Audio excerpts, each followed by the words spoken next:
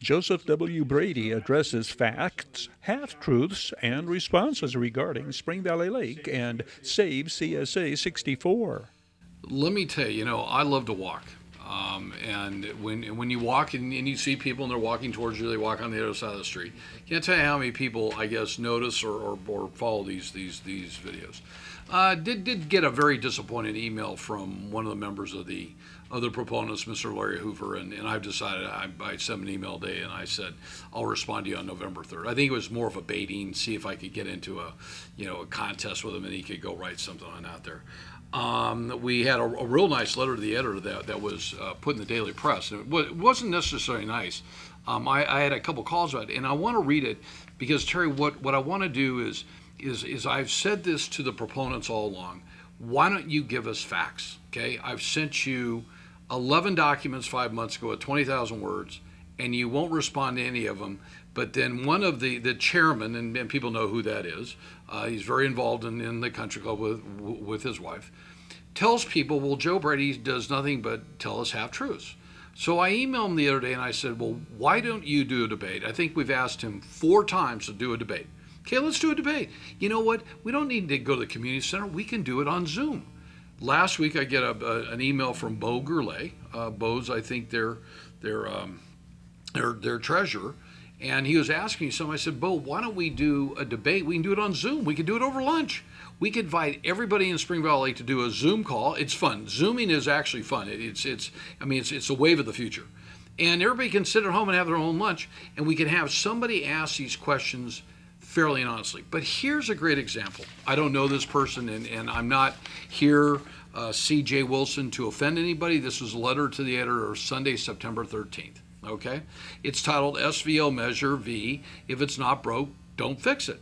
Residents of Spring Valley Lake have the long-awaited opportunity to take their services from the county, transferring them to their own community services district. This transition should have occurred a long time ago, as SVO is almost completely built out and should certainly have local control of their services. Why then is there one person leading the charge to stop this from happening?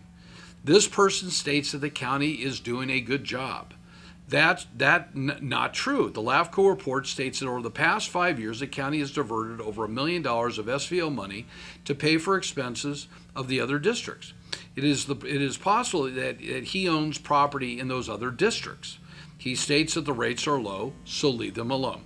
The rates are low, however. There is a rate study by the county recommending significant rate increases for Spring Valley Lake.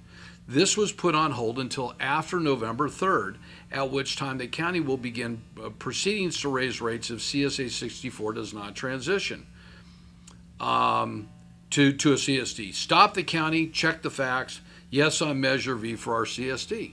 So I thought, okay. So back on February 18th, I sat down with Norm Hurst, who is deceased, my friend Brian Hurst's son, which is on the board. And while I typically would not mention Rory Shannon's name, I will right now. And Rory told me the same thing. We were at Panera Bread. I said, Rory, why don't we do this? Why don't we pick up the phone and call Gary McBride, the CAO, and you and I can go on down there and figure out where this issue is. That's February 18th, okay? Right now we're the 22nd or 23rd of the month, okay? Rory didn't want to go. Why? Because those numbers are not correct. When we're talking about spinning things in political season and really half-truths, okay, I get a call from somebody I have a lot of respect for. I've known him for 20 years. They're in Spring Valley Lake all day, every day, and they called me and said, hey, Joe, I understand that CSA 64 is no longer doing street sweeping. I said to this person, I absolutely guarantee you that they are. So I called Steve Samaras during lunch, and he was busy, and apparently he was out on a project that day. So I reached out to Luther Stokes, okay, because this is a half-truth. So I think what this rumor mill and the person that told him this was apparently an employee at the association. Okay, which is, and I know the employee's name, I'm not going to say who it is. So Luther writes back to me, the department does actively perform street sweeping services as we are responsible to do so. We did sweep last week and are sweeping Thursday and Friday this week. So I sent this email back to this person. The person comes back and says, well, they did not sweep in this particular area recently. So I sent the email back to Luther, okay, and now to Steve. Do you know what they do? Those trucks have a GPS system on it. Wouldn't you know, Terry, that they were able to determine that the driver who claimed that they cleaned that street didn't clean that street.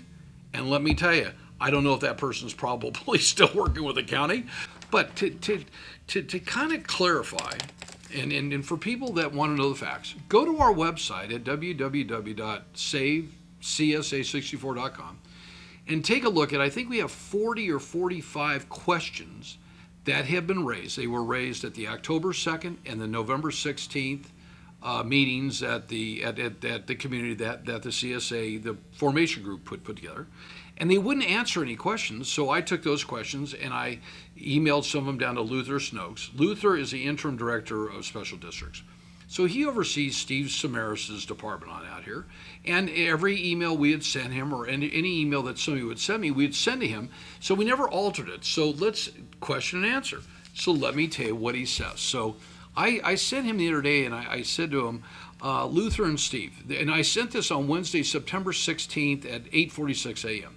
Luther and Steve, there's a gentleman, CJ, if you're a lady, I do apologize, by the name of CJ Wilson, who apparently lives in Spring Valley Lake, that wrote a letter to the editor this past weekend. Can you respond and tell me any of the items that he noted are factual? I've attached the letter, thanks. So Mr. Stokes sends me back this email, which I think now has been placed. Mr. Brady, regarding the sewer rate increases, what I have provided to those who have inquired is the following, in quotation marks. There are no rate increases immediately forthcoming that are being considered for the CSA 64 sewer. SDD, which I mean is special districts, was notified by VVWRA, so that's the agency that processes our stuff that goes down the toilet, of increases to the new connection fees, but have not received notifications that we can locate regarding service rate increases, though we expect them to be coming. For water rates, eventually there may be a need for moderate rate increases in the future, as any utilities does to keep up with cost of living increases. Prior staff recommendations to the Board of Supervisors for CSA 64 rate increases is not what has been identified as necessary at this time. So I thought, well, okay, do I try to find Mr. or Mrs. Wilson and write them a letter? I said no. I thought I'd rather make this public.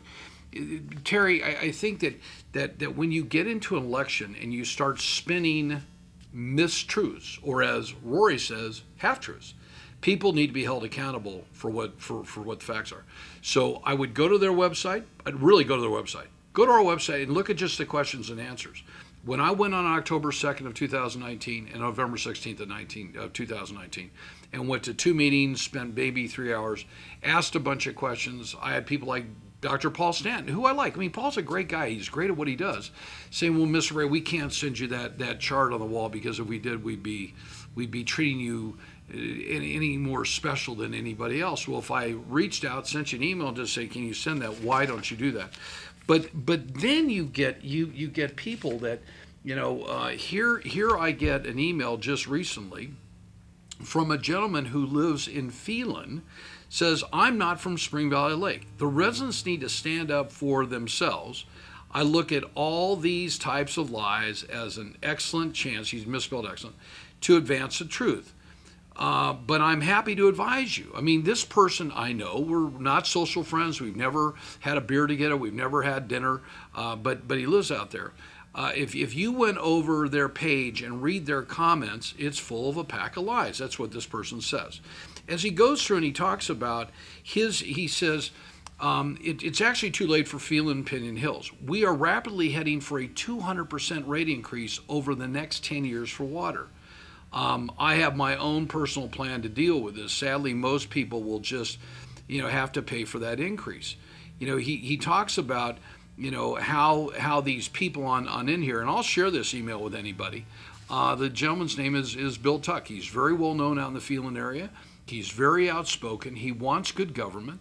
And this is his second email that he has emailed me, and I haven't asked him to do it. But I think that he has now heard, and he did say that he has heard from, I have received several calls from residents from Spring Valley Lake and nicely explained to them the scam. I asked them to comment on your page. It just so happened that some of these people also have property in Phelan.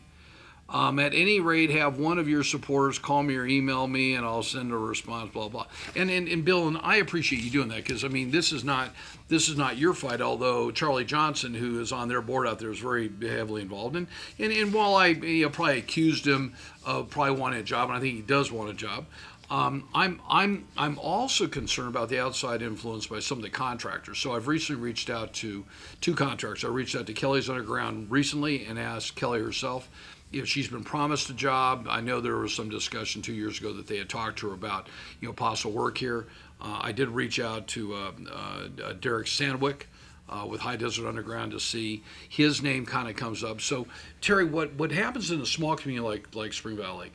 People talk, and if somebody hears something, they go to somebody else, and they go to somebody else. Eventually, they may get to me and say, "Hey, Joe, is this true or is this not true?" I'll tell you what's been surprising. Since the original article that we wrote in the paper, in the Mojave River Valley News, that Katrina Sieverts has, and I really appreciate the fact that she allowed me to write something initially. The other ones I've written, I actually pay for, so there's no like pro bono deal. I have had, I think now, 94 people reach out since January of this year that I've never known. I know 400 people live in Spring Valley Lake. The 90 or 94 people this week alone, Terry, every single day excluding today, and today is not over with, I'll get an email from somebody saying, "I want a sign."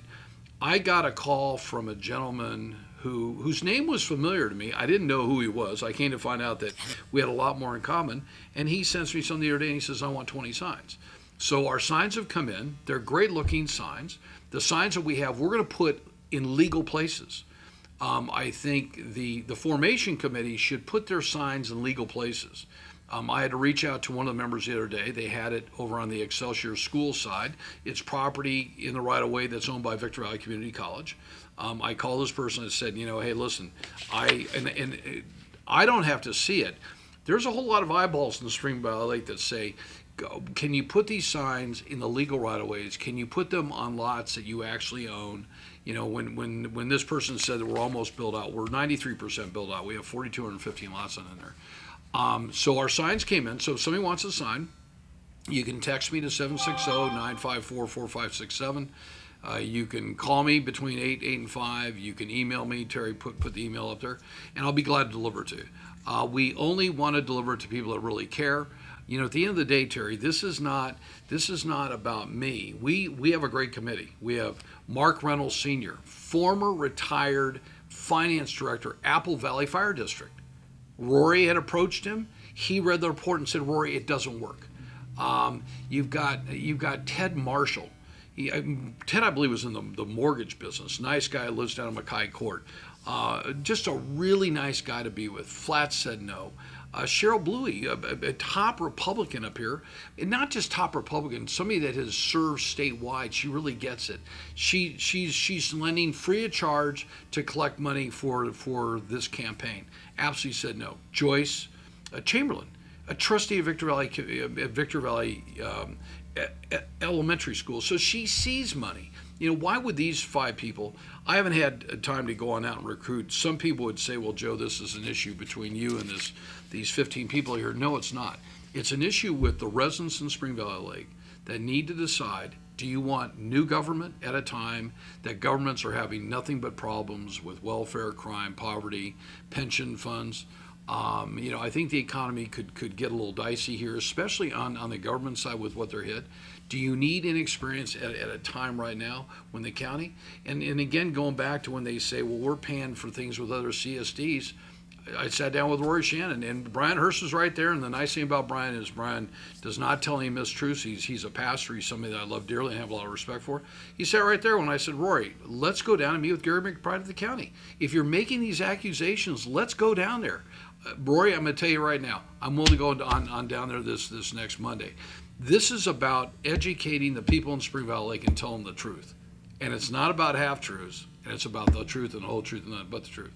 The last thing, Terry, that I want to comment on there, because there's so much interaction between the Spring Valley Lake Homeowners Association and this, there are people now that you meet. So you talk to people for 5 or 10 minutes. There's a belief somewhere, and I dispel this. So Rory and Shannon, I dispel that there's a group of rich people that are trying to buy the country club which that's probably not going to happen because the $2 million price has to be approved by 66% of the owners. But there is this belief that there's this group that's the same group trying to take over the country club that's trying to pass this. While I've said there's a lot of common people in both of those groups, I don't believe there's any truth to that at all. I think the associations had well over a year to come up with a plan, and they haven't been able to pull the trigger. And I think they're trying to figure out how they go back to Club Corp before Club Corp closes that thing down. And it's my fear. Hopefully, somebody will come along and buy it because it's not only a community asset, it's a regional asset. It's a great golf course. It's a great place to play, and it's a great place to interact. So.